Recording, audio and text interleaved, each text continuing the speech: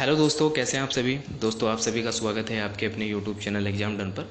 मेरा नाम शोभित है दोस्तों, और आज मैं आपके सामने एक बहुत ही इंपॉर्टेंट टॉपिक पर डिस्कस करूंगा जो अभी हाल ही में चर्चा में है। आपने सुना होगा दोस्तों कि एक देश एक चुनाव, ये आपने न्यूज में बहुत देखा होगा। अभी हाल ही के अंदर हमारे जो पूर्व राष्ट्रपति रहे हैं श्री रामनाथ कोविंद जी, उनकी अध्यक्षता में एक पैनल का गठन किया गया है। वो पैनल क्या काम करेगा, इसके बारे में डिस्कस करूंगा। साथ ही साथ दोस्तों, इसके नुकसान क्या होंगे, फायदे क्या होंगे, एक देश एक चुनाव क्या चीज़ है, इसका इतिहास क्या है, उसके बारे में भी डिस्कस करूंगा।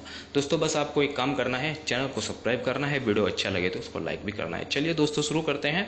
अगर दोस्तों आप यूपीएससी या फिर किसी भी स्टेट पीसीएस की तैयारी कर रहे हैं तो मैं इसी प्लेटफॉर्म पर आपके लिए आधुनिक भारत के इतिहास की लेक्चर सीरीज को ला रहा हूँ, जिसमें कि आपको बताऊंगा किस प्रकार से घटना घट रही थी। ठीक है, सबसे पहले तो बात करता हूं दोस्तों कि ये चर्चा में क्यों है। दोस्तों, हमारे देश के जो पूर्व राष्ट्रपति रहे हैं, जो इनसे पहले का टर्म रहा है श्री रामनाथ कोविंद जी का, उनकी अध्यक्षता में एक पैनल का गठन किया गया है। वो पैनल क्या काम करेगा? वो पैनल काम करेगा दोस्तों कि हमारे देश के अंदर वन नेशन वन इलेक्शन को किस प्रकार की व्यवस्था को बनाया जाए। जैसे अभी हाल ही में दोस्तों क्या होता है कि हमारे देश के अंदर अलग अलग क्षेत्रों में, अलग अलग राज्यों में और सेंटर में अलग अपना चुनाव होते रहते हैं। मतलब कहीं पर भी देखिए, एक साल में कहीं ना कहीं 5 राज्यों में या 6 राज्यों में चुनाव चलते ही रहते हैं। तो ये प्रक्रिया दोस्तों चली आ रही है शुरू से ही। लगभग 1960 के दशक से बाद से ही ये प्रक्रिया शुरू हो रही है कि हमारे देश के अंदर कहीं ना कहीं पर आपको चुनाव देखने को जरूर मिलेंगे। इससे पहले ये व्यवस्था नहीं थी। उससे पहले क्या होता था कि जब हमारा देश आज़ाद होता है, हमारे देश आज़ाद होने के बाद हमने ये व्यवस्था को स्टार्ट किया। कहीं पर आपने देखा होगा, कहीं पर भी एक बार जो राष्ट्रपति शासन है 356 का उल्लंघन होकर वहाँ पर अपना जो राष्ट्रपति शासन है उसको लगा दिया। उसके बाद से ये प्रक्रिया डगमगा गई। ये प्रक्रिया फिर आज से क्या हुआ कि कहीं पर इलेक्शन हो रहे हैं, कहीं पर फिर से चुनाव हो रहे हैं। तो ऐसे ऐसे स्तर पर हमें जो है इलेक्शन देखने को मिलते हैं। तो दोस्तों, सबसे पहली बात क्या है कि हमें इस देश के अंदर किस प्रकार के चुनाव लाने चाहिए। अभी हाल ही में भारत में फिलहाल के जो राज्य हैं दोस्तों, विधानसभा और देश की लोकसभा चुनाव अलग अलग समय पर होते हैं। ठीक है, वन नेशन वन इलेक्शन का मतलब ही यही है कि पूरे देश में एक ही साथ लोकसभा का और विधानसभा का चुनाव हो। यानी मतदाता लोकसभा और राज्यसभा के विधानसभा को सदस्यों को चुनने के लिए एक ही दिन एक ही समय का अपना इस्तेमाल करे, चरणबद्ध तरीके से वोट डाले। अब इसका तो आपको पता लग ही रहा होगा कि अगर हमारे देश के अंदर एक चुनाव एक वोट यानी एक ही दिन एक ही समय हो हमारा, तो इससे फायदा क्या हो सकते हैं। एक तो दोस्तों लोगों के समय की बचत होगी। दूसरा, जो हम अपने जो चुनाव इलेक्शन जो प्रक्रिया होती है उसमें हम ड्यूटी लगाते हैं टीचरों की। जब टीचरों की जो नियुक्ति होती है उनके माध्यम से दोस्तों क्या होता है, वो टीचर होते हैं कहीं पर भी जाकर इलेक्शन में अपना कंडक्ट कराते हैं, तो उनका भी समय बचेगा। ठीक है, एक बार के में जो इलेक्शन होगा आपका, एक बार में इलेक्शन हो जाएगा। 5 साल में एक बार इलेक्शन होगा विधानसभा का और अपनी लोकसभा का। जब इन दोनों का इलेक्शन हो जाएगा फिर 5 साल तक आपको नहीं देखने को मिलेगी। ठीक है, तो ये सब बातें हैं दोस्तों। इसका दूसरा जो इसका इम्पैक्ट हो सकता है दोस्तों, वो हो सकता है पैसे की बचत पर। पैसे की बचत कैसे होगी दोस्तों? आपको पता है कि जब अलग अलग राज्यों में कहीं पर भी आपको जैसे 5-6 राज्यों में इलेक्शन देखने को मिलते हैं तो उस पर भी खर्चा बहुत ज़्यादा आता है। खर्चा कैसे आता है? अभी हाल ही में दोस्तों चुनाव होंगे, अरुणाचल प्रदेश के अंदर चुनाव है, राजस्थान के अंदर चुनाव होंगे। तो इन 4-5-6 राज्यों में दोस्तों चुनाव होंगे, तो लगभग इन 4-5 राज्यों में चुनाव कराने के लिए लगभग 4.5 से 5,000 करोड़ का खर्चा आ सकता है। ऐसा दोस्तों इलेक्शन कमीशन ऑफ इंडिया के द्वारा आंकड़े जारी किए गए थे। अगर हमें ओवरऑल एक साल के अंदर, ओवरऑल 5 साल के जो टर्म होते हैं, एक टर्म होती है, उसकी मैं बात करूं, लगभग 60,000 करोड़ रुपए का खर्चा टोटल आ जाता है एक इलेक्शन को कंडक्ट कराने में, एक 5 साल की टर्म को पूरा करने में। अलग अलग राज्यों में इलेक्शन होते हैं, फिर सेंटर का इलेक्शन होता है। तो इस प्रकार से लगभग 60,000 करोड़ रुपए का खर्चा total election commission of India के द्वारा एक आंकड़े में जारी किया गया है, उनके द्वारा ये बातें कही गई है। तो ये सब बातें हैं दोस्तों, इनको ध्यान रखनी है। अब दोस्तों ये इसका इतिहास के बारे में जान लेते हैं थोड़ा कि इसका इतिहास क्या रहा है। आज़ादी के बाद से दोस्तों 1952, 57, 1962 और 67 में लोकसभा और विधानसभा के चुनाव एक ही साथ होते थे। लेकिन 1968 और 1969 में जो आपकी विधानसभाएं हैं समय से पहले ही भंग कर दी गई थी। 1959 के अंदर दोस्तों सबसे पहले जो विधानसभा भंग हुई थी वो केरल के अंदर हुई थी। केरल के अंदर दोस्तों 356 धारा लागू की गई थी, राष्ट्रपति शासन वहाँ पर लागू हुआ था। फिर उसके बाद से ही देखने को मिलता है कि ये डिसबैलेंस हो गया। मतलब ये व्यवस्था जैसे पहले चली आ रही थी कि एक देश के अंदर एक ही चुनाव होता है, विधानसभा और लोकसभा के एक ही बार में चुनाव होते थे।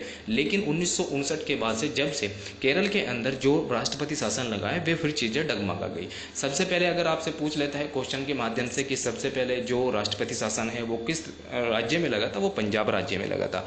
उसके बाद दोस्तों जो लोकसभा सबसे पहले भंग हुई थी वो केरल राज्य में हुई थी। अगर आपसे कोई क्वेश्चन पूछ लेता है कई भी एग्जाम में, तो यहाँ पे बातें ध्यान रखनी है। उसके बाद दोस्तों 1970 में लोकसभा भी भंग कर दी गई। इस वजह से एक देश में एक चुनाव की जो परंपरा होती है वो टूट गई। सबसे पहले स्टार्टिंग में जब हमारा देश आज़ाद हुआ था, उस टाइम से ही हमारे देश के अंदर ये एक चुनाव, एक देश के अंदर ये परंपरा चली आ रही थी, लेकिन ये टूट जाती है। अब दोस्तों ये बातें हैं, इनको ध्यान रखना है। अब इससे फायदे क्या हो सकते हैं, मैंने आपको दोस्तों अभी फायदे बताए हैं। फायदे क्या होंगे दोस्तों, एक तो हमारा फाइनेंशियल बर्डन, जो कि इलेक्शन कमीशन ऑफ इंडिया के द्वारा कहा जाता है कि इतने से खर्चा एक चुनाव का कराने में, लगभग 5 से 6 राज्यों में अंदर चुनाव कराने में लगभग 4,500 करोड़ रुपए का खर्चा आ जाता है। अगर ओवरऑल टर्म की बात करें, लगभग पूरे 5 साल के टर्म की बात करें, तो लगभग 60,000 करोड़ का खर्चा आता है। तो ये इलेक्शन कमीशन ऑफ इंडिया के द्वारा हमारी बात कही गई थी, तो इनको भी आपको ध्यान रखना है। दूसरा, मैंने आपको बताया था कि जो टीचर होते हैं हमारे, जो टीचर की ड्यूटी लगाई जाती है, कोई इससे मतलब इसके तो कोई अपने ऑफिसर नहीं होते हैं कि इलेक्शन को कराएंगे, टीचरों की ही नियुक्ति की जाती है। दूसरा दोस्तों, जो हमारे बल होते हैं, मतलब जो सीआरपीएफ वगैरह होती है, जो हमारे आर्म फोर्सेस होते हैं, उनका भी कहीं ना कहीं से डिस्प्लेसमेंट होता है। जैसे कि यहाँ पर हो गया, फिर इलेक्शन कहीं पर हो रहा है, तो वहाँ पर भी उनका आवाजाही ज़्यादा रहती है। तो इस प्रकार से ये भी चीज़ें कहीं ना कहीं कंट्रोल हो जाएंगी अगर ये चीज़ें हमारी इम्प्लीमेंट होती हैं तो। ठीक है, अब दोस्तों इनके नुकसान क्या हो सकते हैं, थोड़ा नुकसान को भी देख लेते हैं। नुकसान के बारे में दोस्तों क्या कहती हैं जो विपक्षी पार्टी है और जो हमारे विदिता है, जो इलेक्शन कमीशन के बारे में थोड़ी जानकारी रखते हैं, इनके बारे में क्या कहते हैं। राष्ट्रीय स्तर पर देश और राज्य के मुद्दे अलग अलग होते हैं। एक साथ चुनाव हुए तो वोटर्स के फैसले पर असर पड़ने की संभावना है, बिल्कुल ऑफिशियली बात है। दूसरा दोस्तों, चुनाव 5 साल में एक बार होंगे। जनता के प्रति जो सरकार की जवाबदेही है दोस्तों, वो कम हो जाएगी। अभी भी स्थिति में से लोकसभा चुनाव जीतने वाली पार्टियों को डर होता है कि अच्छे काम नहीं करेंगे तो विधानसभा में दिक्कत होगी। अगर दोस्तों मैं आपको बात बता रहा हूँ लोगों की जवाबदेही कैसी होती है। जैसे दोस्तों एक देश के चुनाव के अंदर, हमारे राज्य के अंदर एक में चुनाव है, ठीक है, अगर वहाँ पर कोई पार्टी जीत जाती है तो वो अपना पार्टी का दबदबा उसे दूसरे राज्य में भी जमाने की कोशिश करेगी, वो नेशनल पार्टी बनने की भी कोशिश करेगी। वो सोचेगी अगर हम इस राज्य के अंदर अच्छे से चुनाव करेंगे, अच्छे से अपने राज्य को, अपनी सरकार को लेके चलेंगे, अच्छे काम करेंगे, तो कहीं ना कहीं हमें दूसरे राज्यों से भी फायदा मिल सकता है, दूसरे राज्य में भी हम सरकार बना सकते हैं।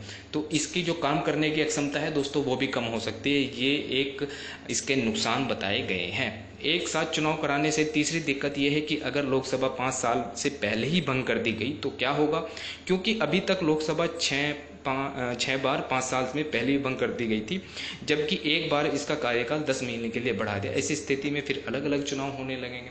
तो दोस्तों ये भी बातें हैं कि अगर हमारे राज्य के अंदर ये, हमारे देश के अंदर ये प्रक्रिया मतलब लागू की जाती है कि 1 देश 1 चुनाव के अंदर ये लागू की जाती है, तो क्या होगा, पूरे देश के अंदर तो एक बार चुनाव हो गया, लेकिन कहीं ना कहीं फिर ऐसी दिक्कतें आ जाती हैं कि 356 धारा का हमें फिर से यूज करना पड़ सकता है। 356 धारा दोस्तों वो होती है जब राष्ट्रपति शासन लगाते हैं, उसमें विधानसभा भंग हो जाती है किसी भी राज्य की। अगर आप मतलब एग्जाम की तैयारी कर रहे हैं तो आप लिख लीजिए, ठीक है। तो 356 धारा का दोस्तों वहाँ पर भी फिर यूज करना पड़ेगा। फिर 356 धारा के तहत क्या होगा, वहाँ पर फिर विधानसभा भंग होगी, फिर से वहाँ पर राष्ट्रपति शासन लगेगा, फिर से ये व्यवस्था डगमगा सकती है। तो तीसरी दिक्कत दोस्तों, ये हमारे जो विद्या हैं, जो एक्सपर्ट हैं, वो चीज़ें बता रहे हैं, ठीक है। तो ये दोस्तों इसके नुकसान, फायदे और इसके आने वाले समय में क्या इम्प्लीकेशन हो सकता है, आप मुझे अपनी कमेंट बॉक्स में दोस्तों राय बता सकते हैं। दोनों ही बातें मैंने आपको बता दी है, इसके फायदे क्या होंगे, इसके नुकसान क्या होंगे। आप मुझे अपनी राय बता सकते हैं दोस्तों कि किस प्रकार से अगर हम इस देश में लाके अपने देश के अंदर इसको इम्प्लीमेंट करते हैं तो क्या इसके फायदे हो सकते हैं, क्या नुकसान हो सकते हैं। दोस्तों इसी प्लेटफॉर्म पर मैंने आपके लिए किसी भी प्रकार की अगर कोई भी करंट में न्यूज रहती है उसको अच्छे से डिस्कस करता हूँ, तो इसी चैनल को जरूर सब्सक्राइब करें। वीडियो अच्छा लगे तो लाइक करें। थैंक यू दोस्तों, मिलते हैं अपनी नेक्स्ट वीडियो में।